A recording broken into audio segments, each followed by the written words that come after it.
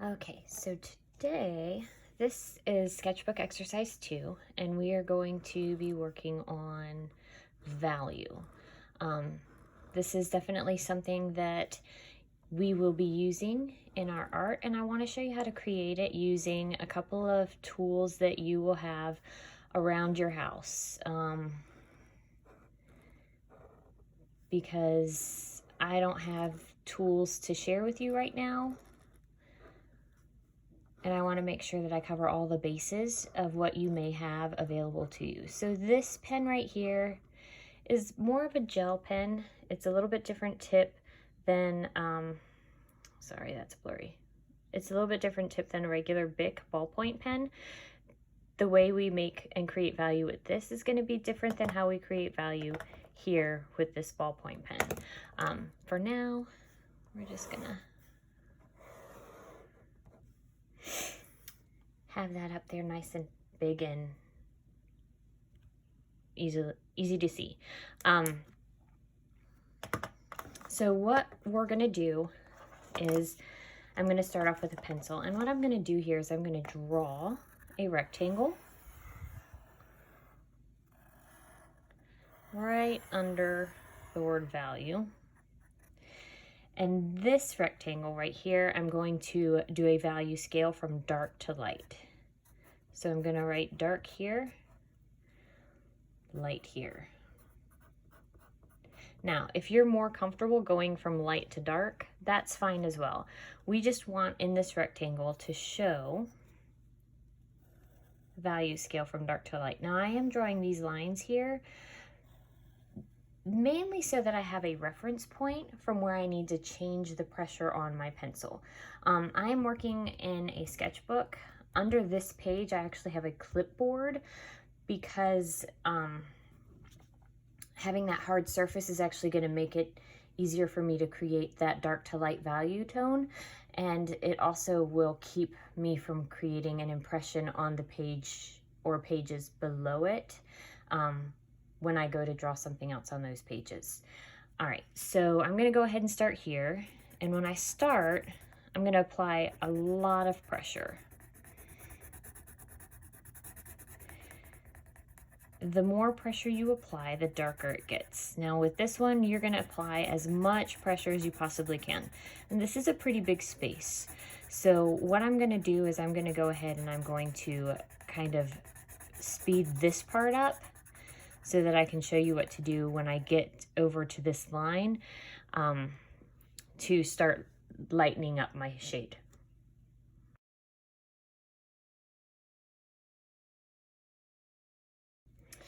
All right, so I'm here at this line, and I want to start easing up my pressure just a little bit. I don't want there to be a really clear line. I don't want to have really dark and then really light and be able to see a line. I want it to be gradual, fading.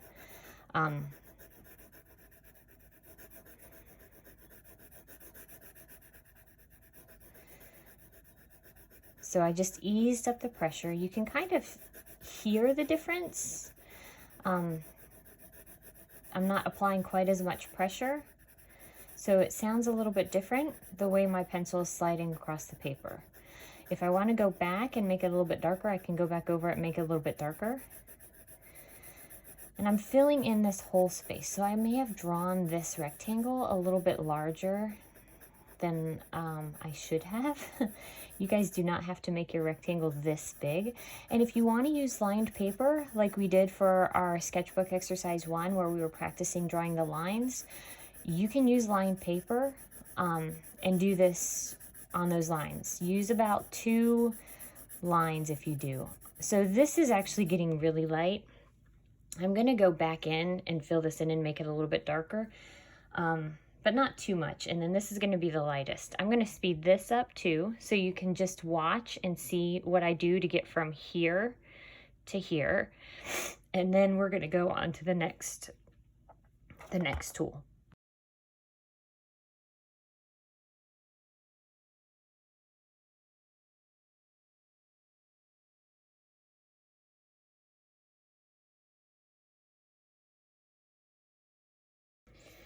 All right, so here I started dark and I went to light. I can still see the light.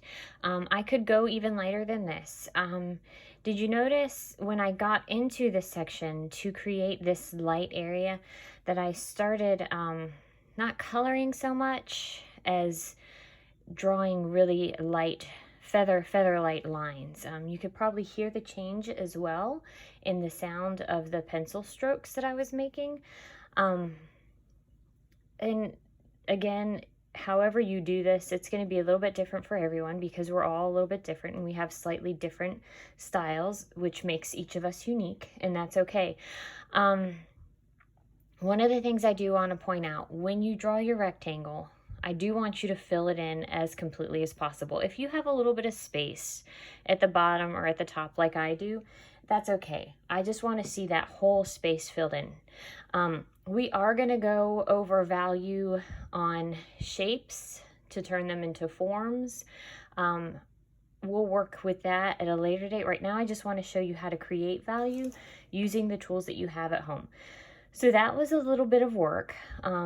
I need to do something that's not going to be as tiring for my hand, and I'm going to work in a slightly smaller section this time. So I'm going to go with the marker next, because I'm pretty sure most of you have markers. If not a Crayola marker, a Sharpie, or some other type of marker. Felt tip pen is also, you would use that very similarly to how you would use a marker for shading as well. I'm going to make this rectangle not quite as wide as the other one, although this is a bigger tip marker, so it's probably okay if I do make it a little bit wider. I'm also not going to draw my reference lines here in this one. I can tell where this shading changes up here in my pencils, in my pencil one, so I'm going to use that as my reference point for my marker. Now, with markers, it's a little bit different. Yes, I can apply pressure. That's going to help a little bit, but this is ink. So it's going to come out almost the same no matter how much pressure I do or don't apply. It's just going to bleed a little more with more pressure, and I want to control it. I don't want it to get out of control. So to create value with a marker or a felt tip pen or a Sharpie, the way to do that is to place your lines or your shapes close together. So I'm going to go ahead and do straight lines again. Another way that you can make this even darker is you can cross it. This is a type of cross hatching, so you have that option. That's going to add another layer, but it's not going to create the marker bleeding in the marker through the paper. It is going to give you that control that you want. All right, so we see that right there. Now, as I get farther along, I'm going to start spreading my lines out more. And I'm actually going to do that cross hatching too here, just so you can kind of see it. So you see some of the paper, some of the white lines below, but still not a lot. So you can see that this is dark right here. It is getting a little bit lighter because you are starting to see some more of the paper through those lines that I'm drawing.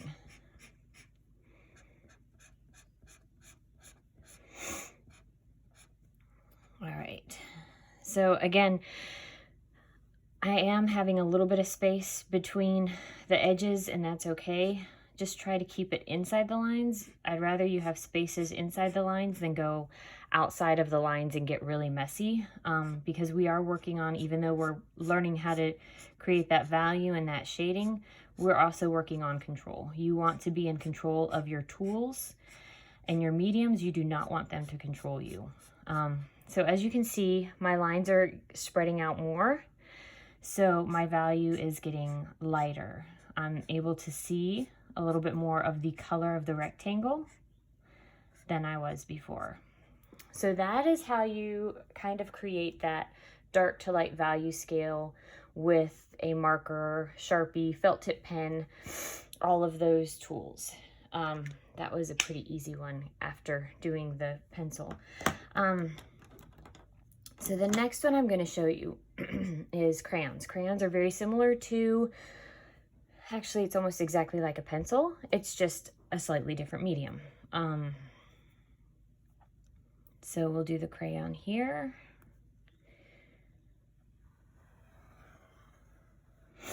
And it's going to feel slightly different when you do it. Again, I'm not going to draw my reference lines for my boxes here. You can if you want to. I'm going to use the 2 scales that I've already done as my reference for when to start easing up on the pressure that I'm applying to my crayon to get lighter or darker. So a good amount of pressure. You can kind of tell that I am applying a lot of pressure. You do want to be careful when you are applying that pressure, that you don't apply so much pressure that the crayon snaps in half in your hands. I've had that happen to me before.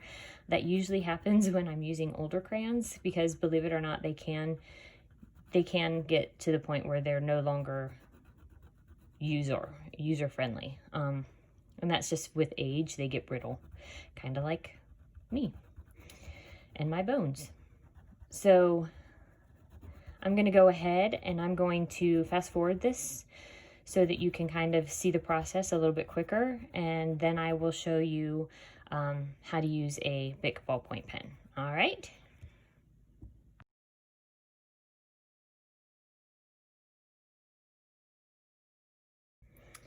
All right, so my final one is just using a simple ballpoint pen, which it's fuzzy with this because we're on video.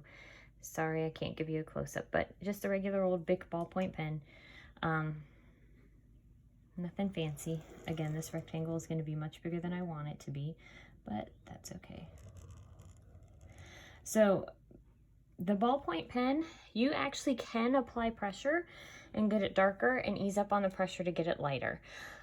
It's kind of going to be a combination of what you do with your pencil and what you do with your markers. You can do coloring, but when you get over here to the lighter, you're going to do more of the line drawing than you are the actual kind of coloring shading value that you do with the crayon and the pencil. So here, definitely applying a lot of pressure, and you can hear that I am applying a lot of that pressure. And I'm coloring it in, and I'm actually with the pencil or with the pen, I tend to do a lot of what I did up here with the marker. I do some cross hatching because I do want that area to be as dark as possible. And I also don't want as many of my strokes to show up in the dark area. I want it to be pretty solid. And with pens, a lot of those brush strokes or pen strokes will show up. So I tend to do more cross hatching in this darker section to keep that from happening. When I am using a pen, I definitely want to make sure that I'm working on a hard surface, kind of like this clipboard that I have under this sketch pad. Because if I have a really soft surface, if I have a couple of papers underneath of it, it will actually rip through this paper into the papers below, and it will create impressions on them, which is kind of cool. If you write really darkly or you write with a really heavy hand, you can create impressions on the paper behind you, and then you can do a pencil rubbing or a crayon rubbing on that paper and have like a secret message that shows up. But we're not really doing that right now. We're just trying to create a value scale from dark to light. So as you can see, my value scale here, it's pretty dark. I do want you to hear what the pen sounds like when I start easing up on pressure. It does start sounding a little bit different, but you can see right here I am starting to ease up a little bit. You can tell that it is also starting to get a little bit lighter. Again, I'm still doing this little cross-hatching type of thing where I go back over lines that I drew in one direction or shaded in one direction, and I'm shading them in a different direction. And that, for me, it just kind of helps me smooth it out. I like my shading to be very smooth. I don't necessarily want to have visible strokes unless I'm actually trying to follow the shape of an object, and it's going to help. I just want it to be very natural, if at all possible. So it's a little bit different sound when you start easing up on the pressure, and you can hear that here. And I'm going to go ahead and I'm going to fast forward so that you can just watch me go through the shading again. You don't have to, it doesn't have to take forever. And then I will be done. I'm actually going to show you something to do with the letters up there to make my title page just a little bit prettier and not as dull and boring as it is. All right.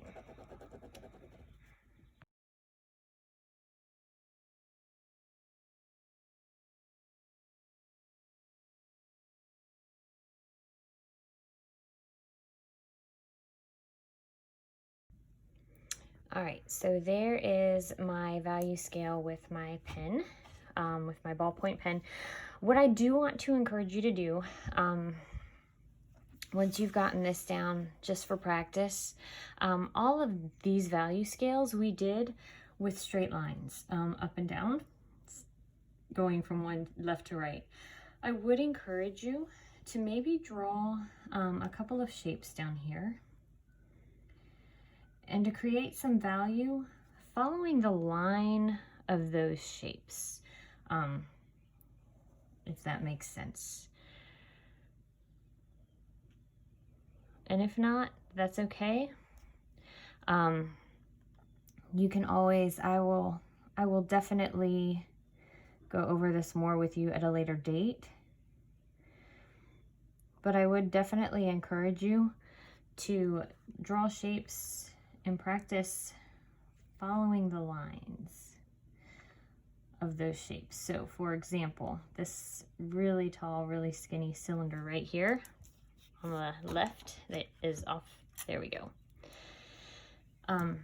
When I say follow the shape, I don't want your lines to go up and down. This is a cylinder, so it's round, so they're gonna follow the shape. And I'm doing the shading on this side because I fixed that line there. So that means this is the side that the shadow is on right here. This is the side that the light's coming from. All right. So you're following the shape of the cylinder, which is round, and I know it's round because this line is curved and this line is curved. Otherwise it wouldn't be a cylinder, it would be a rectangle. And you're gonna make those lines curved, like that curve in that cylinder. All right.